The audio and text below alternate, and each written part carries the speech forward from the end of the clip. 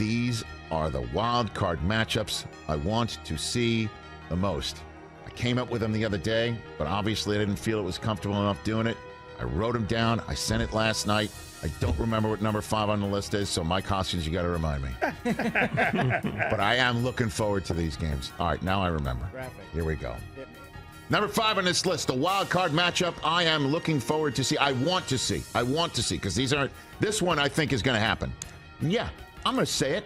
I want to see Daniel Jones play a wild card playoff game. They're going to win. I want to see Brian Daboll take these Giants against the Minnesota Vikings. We talking playoffs or what? Saquon, Dalvin Cook, Justin Jefferson, and whoever those guys who I've never heard of catching passes for Daniel Jones are.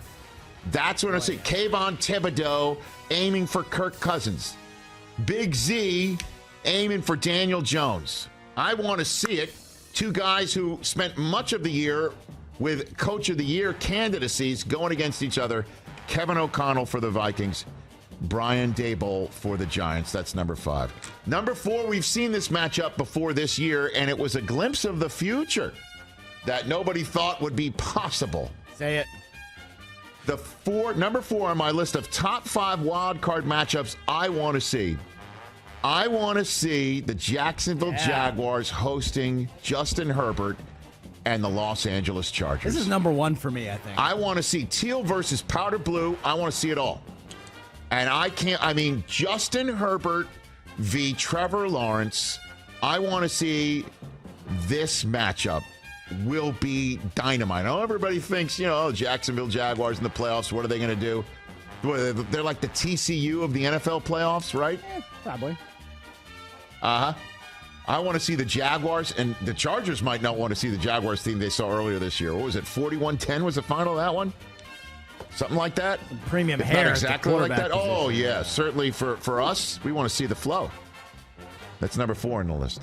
Number 3. Now, I don't think he's going to play, but the last time he did play against this team, it was in the snow, and it was a heck of a game this year.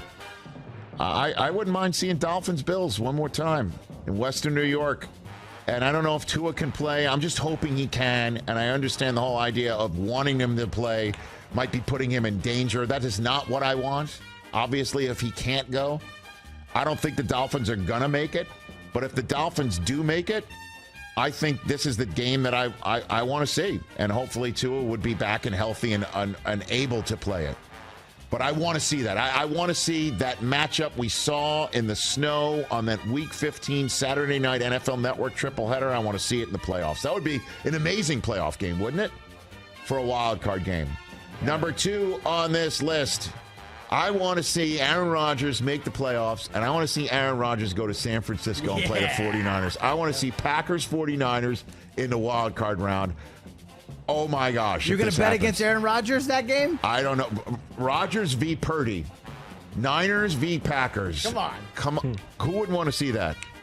Who would not want to see that? And that would normally be number 1 on my list if it wasn't for the Dallas Cowboys visiting Tom Brady. Come on! TJ's just like sitting Come over there. on! That's all I got to say. Go! That's all I got to say is, come on! You going to bet against Tom Brady? Together. LFG. The Dallas Cowboys. I know you've got ideas in the 1 seed and you'd like to make it. I know you, TJ, are going to this weekend thinking the Eagles, they're going to lose. They might lose against the Giants team. That's the only team locked into a seed in a playoff spot going into Week 18. The only one. They have 0 to play for except pride and getting their momentum going. They go into Philadelphia. They take care of business. Somehow the 49ers wind up losing to the Arizona Cardinals and David Blau v. Purdy. J.J. Watt might go off. Blau v. Purdy and J.J. Watt's last game. I know you're seeing that. And then on top of it, I know you want to take Major Tutty and turn him into bacon. Bacon's delicious. Here you go. Love bacon. Bacon's good. That said, ham. I don't want to see that. No. Why? Whoa. Cowboys, Tom Brady, and scene. We're not talking enough, I think, about the fact that the Jacksonville Jaguars are hosting a de facto playoff game Saturday. That's a real thing that's happening. That Trevor Lawrence is going to take the field in Duval County, okay, against a Titans team that is a shadow of itself.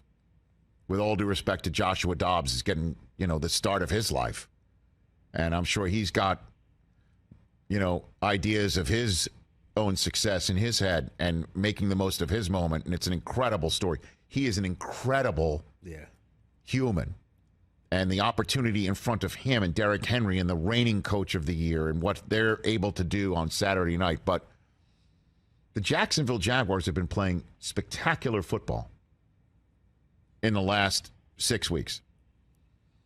They have taken Trevor Lawrence, and Doug Peterson has taken Trevor Lawrence and put them on a rocket ship that has taken off over the last 6 weeks. And this team was first on the clock in April. First on the clock. Back to back. After being first on the clock the previous April. And they made some great, when I say, I mean great decisions in free agency that were questioned about the price tag. Obviously, Christian Kirk is the most prominent name for that price tag. Again, I've been saying it all week. I'll keep saying it because it's a great line. I don't need the best players. I just need the right ones from Miracle. They put it together. And, of course, this does allow me one opportunity, again, to do one of my favorite pastimes, even though I've made a New Year's resolution to be kinder and gentler, just like everyone else in 2023. Except when it comes to Urban Meyer. Correct. Honestly. The bones were there. I mean, obviously they did add some free agents, and they did not have Travis Etienne last year, and you could see what he's doing now, right? Mm-hmm. But seriously, what Doug Peterson has done and how dreadful last year was for them to turn around and host this de facto playoff game on Saturday night, I'm looking forward to seeing what that crowd looks like. And I'm really looking forward, because these fans are nuts. You criticize them, they'll be in droves on your Twitter feed. Are there Jaguar bots? Do they have bots? I don't know. Are there people somewhere in Russia who are big Jaguar fans or something running a bot farm? I don't know. You're everywhere, and you're passionate. And so this is a big game Saturday night. Is this known? Maybe you can ask the research, Rich. Has a team ever gone from first on the clock to winning the division? I think it has before. First on the clock to winning the division. I think it has, and I'm trying to just wonder, because sometimes teams choose first on the clock because they got the draft choice. You know what I mean? Where they lucked out.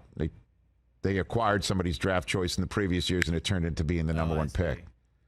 But I don't know if gone from worst record, number one pick, yes, boom, win the division. Correct, that year. right. I don't know. If that's and again, it's a testament. If they do it, it's a testament to their free agent maneuvering, obviously, and not in this order, because I'm mentioning free agent maneuvering first. Talent on the roster, and the fact that Urban Meyer was so friggin' terrible at his job and totally messed up the most golden ticket the NFL has handed to a coach in recent memory. Enjoy the night, Jaguar fans, on Saturday.